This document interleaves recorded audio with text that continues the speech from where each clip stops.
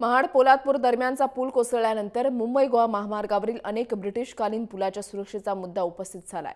मुंबई गोवा महामार्गावर एकूण 21 पूल आहेत आणि त्यापैकी 15 पूल हे ब्रिटिशकालीन आहेत। ग्राफिक्सच्या माध्यमातून पाहूयात या मुलांची नावं।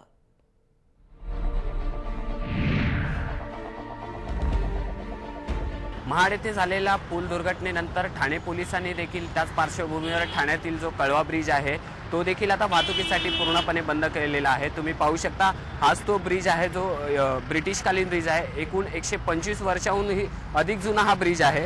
हा ब्रिज जो अगोदर जो होता हा वाहतुकीसाठी खुला करण्यात आला होता। या ब्रिजवरनं दुचाकी आणि 3 चाकींना प्रवेश दिला जात होता। मात्र महाड येथे जी पुलाची जी दुर्घटना झालेली आहे त्यानंतर ठाणेकरांच्या सुरक्षेच्या दृष्टिकोनातून हा ब्रिज आता पूर्णपणे बंद केलेला आहे।